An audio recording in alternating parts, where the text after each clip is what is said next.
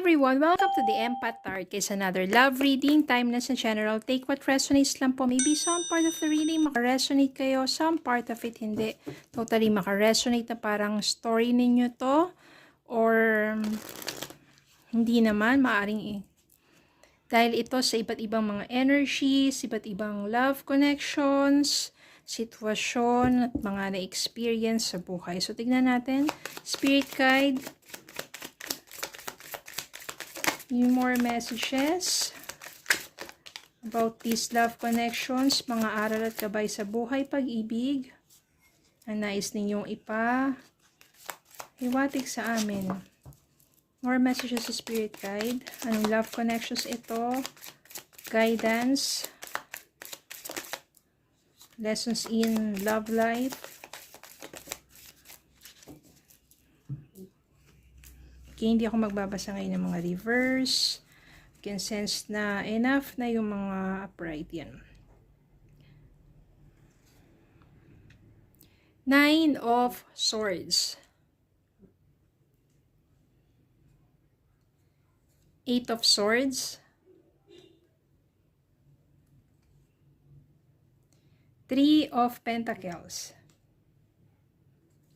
The Emperor. 5 of Swords. 7 of Swords. Malakas po ang energies ng mga air sign dito, mga swords. Hermit. And Knight of Pentacles.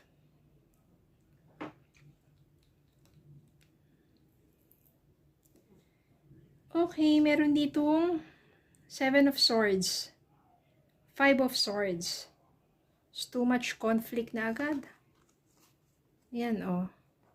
7 of Swords, deceit, cheating, lying. Ang daming mga ginawa sa yung kalokohan. At ang daming kasinungalingan ang ginawa sa iyo ng person mo. Kaya dito yung 5 of Swords, ibig sabihin, parang wala na, surrender ka na. Parang hindi mo na kaya.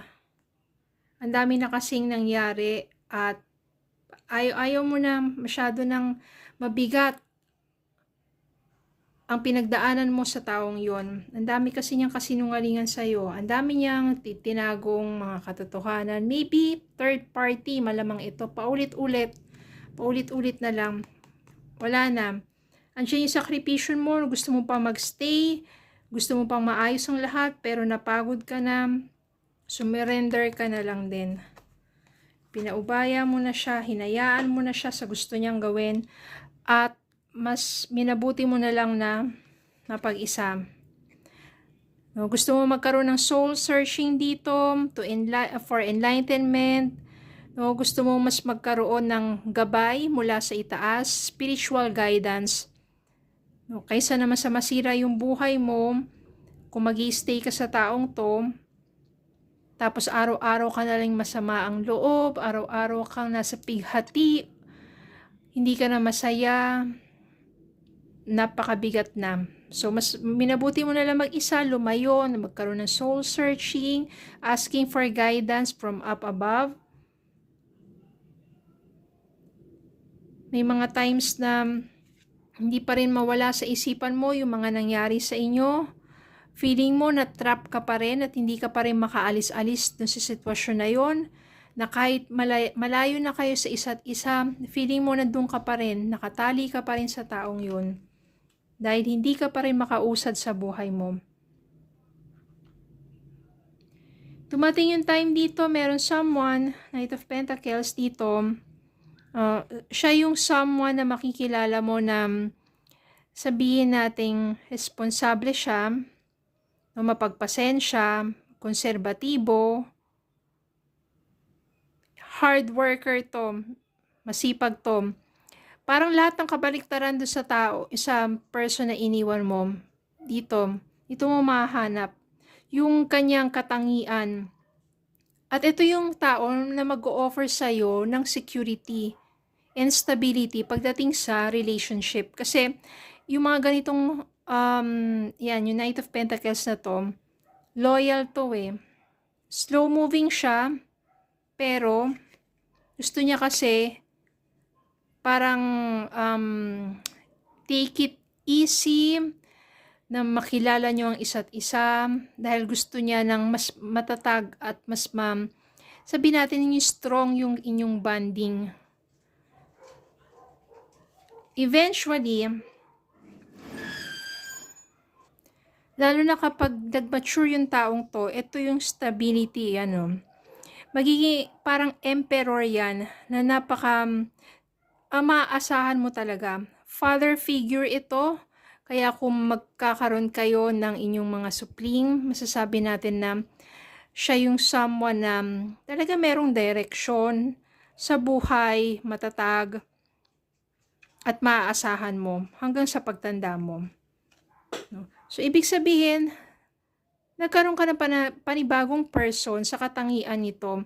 Knight of Pentacles, nasa umpisa, slow moving siya, siguro kinikilala ka niya muna mabuti, ayaw niya madaliin ang lahat. Pero kapag nakilala mo yung taong yon, malaman mo na stable and secured ka sa taong yon. Then eventually, yung person mo, na iniwan mo, ayun, nagkaroon na siya ng anxiety. Nandun na yung stress niya, parang dumating na sa point sa buhay niya na nandun na yung guilt niya, yung regrets niya. Ibig sabihin, ang dami na niyang mga pinanghihinayangan, ang dami na niyang mga regrets sa mga ginawa niya sa'yo. Parang dito, hindi na siya lubusang makatulog pa. Merong deep unhappiness sa buhay niya. Malalim na kalungkutan. So, yun na nga, nandun na yung guilt niya at saka yung regrets niya. Ang dami na niyang mga pinanghihinayang, ang dami na niyang mga pagsisisi. At ito yung gusto niyang gawin. Gusto niyang subukan na makipag-ayos sa'yo. Parang determinado siya na bumalik sa'yo at makipag-ayos. Pero, sorry na lang kasi huli na ang lahat. Meron ka ng someone, you feel stable and secured dito sa taong to. Nakalimutan mo na rin siya kasi sa mga panahon nagninilay-nilay ka, talagang naramdaman mo na hindi mo deserve yung ganong klaseng relationship. And you already find someone na totoo sa'yo.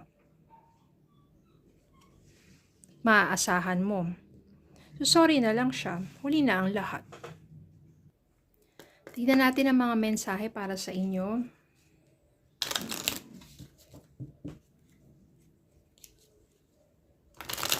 So, dito po, wala. Kahit gusto niyang bumalik sa'yo, wala na. It's too late na. Sorry na lang sa kanya. At, hindi mo na siya babalikan pa kasi anong gagawin mo? Iiwan mo to? Para bumalik sa kanya? No way, ayaw mo masaktan tong taong to. Okay ka na dyan stable ka na dyan Siya yung tumanggap sa'yo Siya yung soulmate mo ayan Yes, this person is your soulmate, your connection is sacred.